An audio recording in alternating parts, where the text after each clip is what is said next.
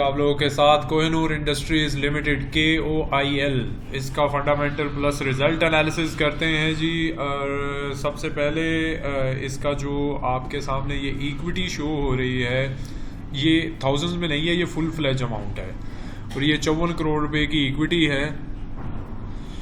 और long term liabilities जो हैं वो 9,51,000 की हैं। टोटल जो करंट लाइबिलिटीज़ हैं वो आ रही हैं जी 40 करोड़ रुपए की, तकरीबन 41 की। तो current plus long term liabilities का टोटल करें तो ये 40 करोड़ 80 लाख रुपए के करीब बनता है। करंट एसेट्स हैं जी 71 करोड़ रुपए के, 7 करोड़ 19 लाख रुपए के। और डेट टू इक्विटी रेशो इसकी अच्छी है जी 0.74। करंट रेशो बहुत ही पुअर है। कैश इनके पास ठीक है, रीज़नेबल अमाउंट है जी 5 करोड़ प्लस चल रहा है।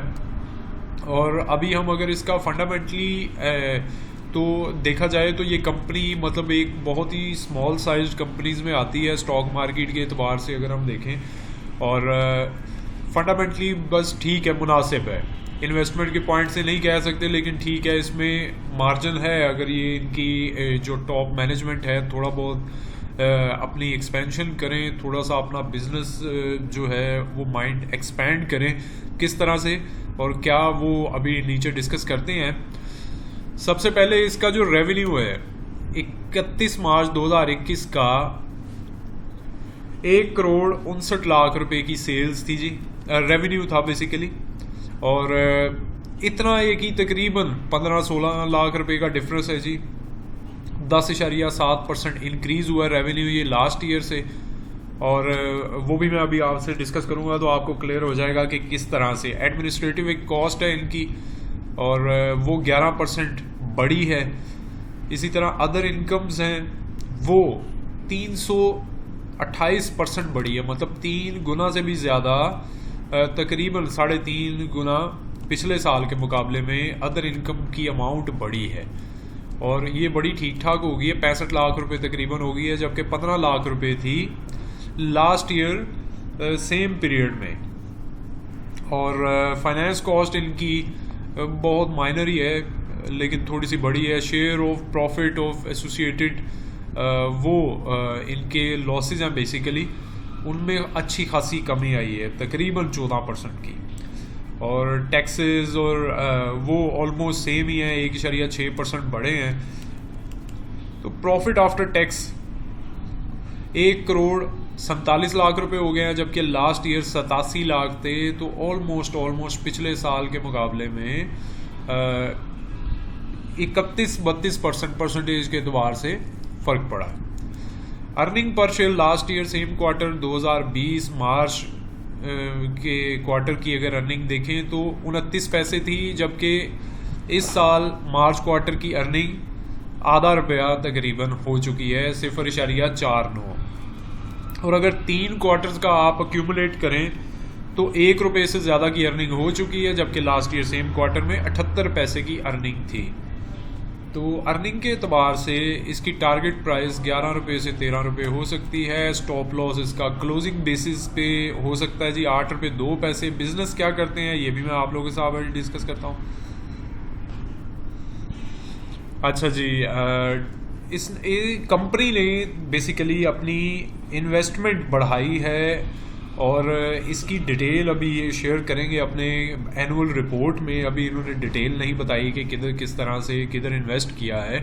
पहले इनकी पिछले साल सेम पीरियड में आ रही थी 48 लाख रुपए की इन्वेस्टमेंट, जबकि अब इन्होंने 4 गुना बढ़ा ली है, 1 करोड़ 64 लाख रुपए के करीब इन्वेस्टमेंट अमाउंट इनकी चले गई है। और कंपनी ने जो प्रॉफिट अर्न किया है बेसिकली ये रेंटेड है इनकम इनकी सारी। मतलब इनकी प्रॉपर्टीज़ हैं जी फैसलाबाद में, पहले वहाँ पे मिल थी, फिर इन्होंने काफ़ी साल पहले वो मिल बंद कर दी, लॉसेस में थी, हैवी लॉसेस में थी। तो इन्होंने वो मिल ख़त्म करके कंपनी नहीं बंद करवाई, वहाँ पे इन्होंने कुछ प्रोजेक्ट्स किए रियल एस्टेट के। जैसे वहीं पे अगर आप देखें तो कोहिनूर गालिबन कॉलोनी भी इसी नाम से है, कोहिनूर कॉलोनी, ये डी ग्राउंड साइड पे फैसलाबाद में।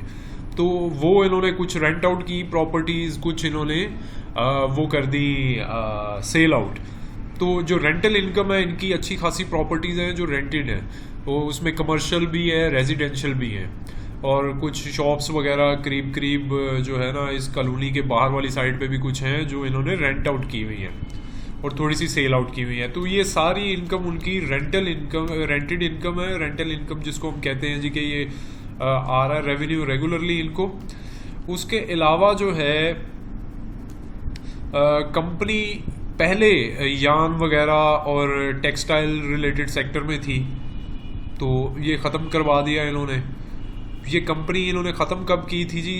अप्रैल 30, 2008 में, कि ये बिज़नेस जो है वो प्राइसेस ऑफ रॉ मटेरियल और अदर इनपुट्स बहुत ज़्यादा बढ़ी हैं और यान की प्राइसेस मार्केट में इतनी नहीं बढ़ रही, तो ये चला नहीं सकते। इसके अलावा इन्होंने लॉन्ग टर्म इन्वेस्टमेंट की हुई है जी।